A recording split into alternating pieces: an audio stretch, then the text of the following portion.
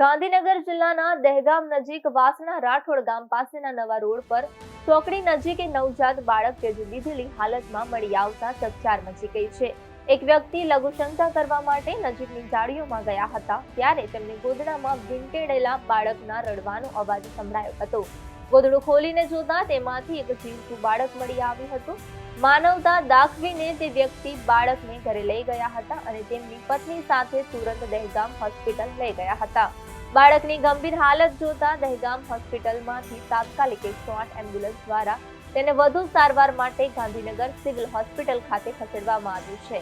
સમગ્ર મામલે પોલીસને જાણ કરવામાં આવી છે અને પોલીસે બાળકના માતા-પિતાને શોધી કાઢવા અને બાળકના ત્યાગના કારણો જાણવા માટે વધુ તપાસ હાથ ધરી છે। મારું નામ મોહનસિંહ રોમાજી રાઠોડ। ખાસ કરીને તમે આ બાળક સિવિલ હોસ્પિટલ લઈને આવ્યા છો, ક્યાંથી મળ્યું છે અને કેવી રીતે અહીંયા સુધી પહોંચ્યા? સાહેબ મને રસ્તામાંથી મળ્યું એટલે પહેલાં લઈ ગયો પ્રથમ દવાખાના અંદર, ક્યાં આગળ? પ્રથમ દવાખાનું કોણ જગ્યામાં તો લઈ ગયો, પણ તો કંઈક વજન ઓછું છે એટલે સિવિલમાં લઈ જાઓ એટલે હું 108 બોલાવી સિવિલમાં લાવ્યો।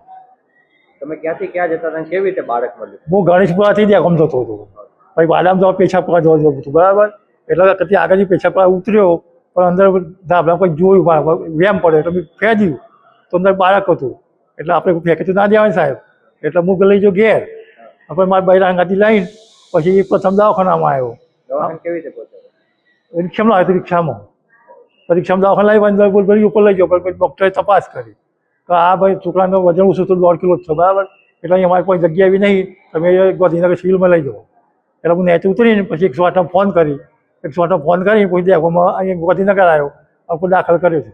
પેશાબ કરવા ગયા ત્યારે બાઇક લઈને ગયા હતા કે ચાલતા જતા હતા? ના, કેવી રીતે? બાઇક સાઈડમાં ચાલતો અંદર પેશાબ કરવા નેચ ઉતર્યો હતો।